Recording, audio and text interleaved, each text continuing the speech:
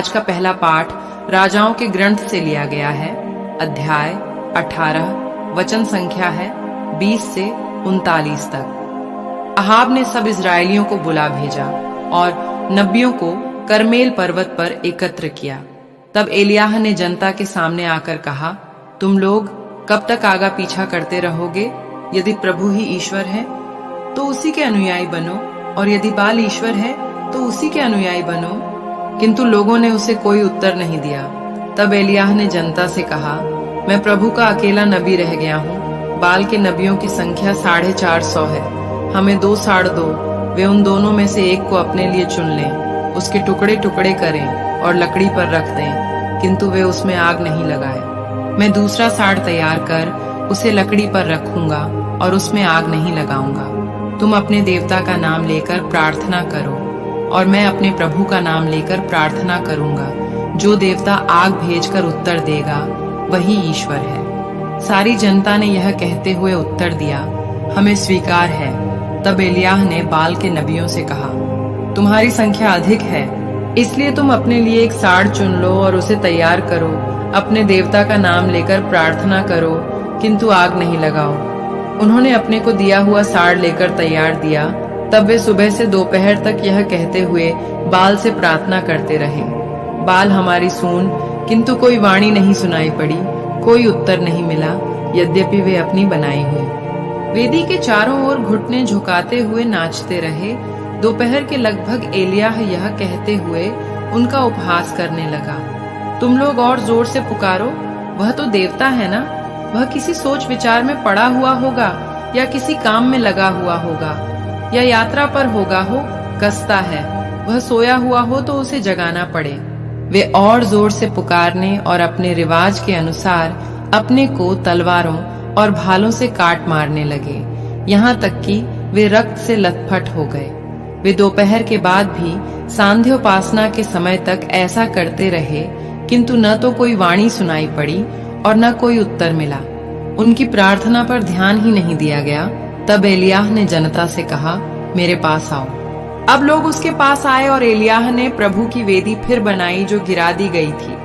प्रभु ने याकूब से कहा था कि तुम्हारा नाम इस्राएल होगा, उसी याकूब के पुत्रों के वंशों की संख्या के अनुसार। एलियाह ने 12 पत्थर लिए और उनसे प्रभु के लिए एक वेदी बनाई। उसने उसके चारों ओर एक नाला खोदा जिसमें अनाज के 2 पैमाने समा सकते थे। तब उसने लकड़ियां वेदी पर सजाईं, साड़ के टुकड़े टुकड़े कर दिए और उसे लकड़ी पर रखा।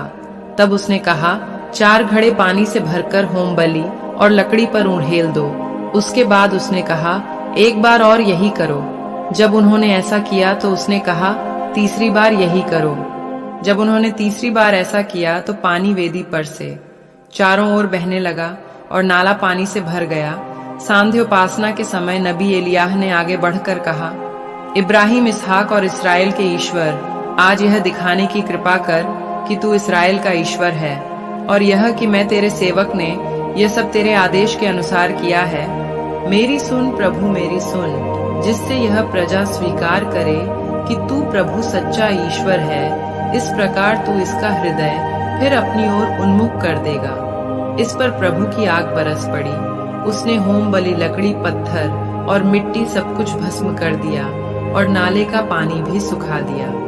लोग ये देख मुंह के बल गिर पड़े और बोल उठे, प्रभु ही ईश्वर है, प्रभु ही ईश्वर है। यह प्रभु की वाणी है। आज का सुसमाचार संत मत्ती के पत्र से लिया गया है। अध्याय 5, वचन संख्या है 17 से 19 तक। यह न समझो कि मैं संहिता अथवा नबियों के लेखों को रद्द करने आया हूं। उन्हें रद्द करने नहीं, बल्कि पूरा करने आया हूं।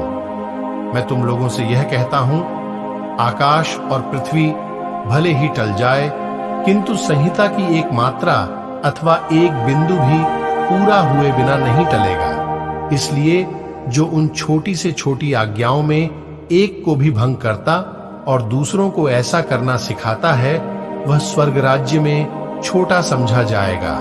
जो उनका पालन करता और उन्हें सिखाता है, वह स्वर्ग राज्य में बड़ा समझा जाएगा। यह प्रभु का पवित्र सुसमाचार है। मनन चिंतन। कई यहूदी नेताओं का मानना था कि यीशु उनके कानूनों को तोड़ रहे थे और उनके अपने धर्म ग्रंथ के खिलाफ जा रहे थे। वास्तव में यीशु कानून की पूर्ति कर रहे थे।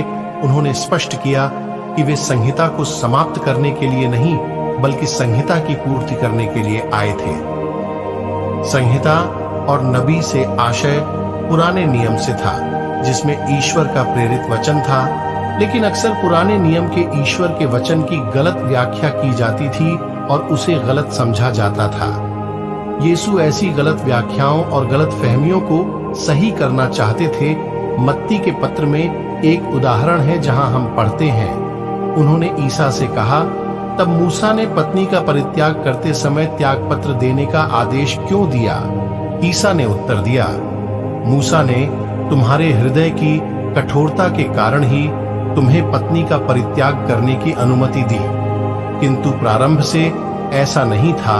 मैं तुम लोगों से कहता हूं कि व्यभिचार के सिवा किसी अन्य कारण से जो अपनी पत्नी का परित्याग करता और किसी दूसरी स्त्री से विवाह करता है, वह भी व्यभिचार करता है। यीशु चाहते थे कि लोग ईश्वर के मूल इरादे की ओर लौटें। इसके अलावा पुराने नियम की सभी भविष्यवाणियां यीशु में पूरी हुई। तो आइए हम सभी प्रभु के वचन पर मनन चिंतन करें। आप सभी रोज वचन सुने। अगर आप एक दिन भी प्रभु के वचन को नहीं सुनते हैं तो आप प्रभु यीशु से दूर हो जाते हैं। क्या प्रभु आपको रोज नया जीवन नहीं देता? आपको रोज नया जीवन देता है। आप सभी रोज प्रभु के वचन को सुने और प्रार्थना में प्रभु का धन्यवाद करें।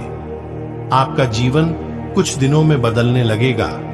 तो आइए हम आज के वचन पर मनन चिंतन करें। आप सभी को परमेश्वर आशीष तथा शांति प्रदान करे। आमीन। प्रार्थना। हे प्रभु यीशु, मैं हमारे सभी मसीह भाई बहनों के परिवार वालों के लिए प्रार्थना करता हूं।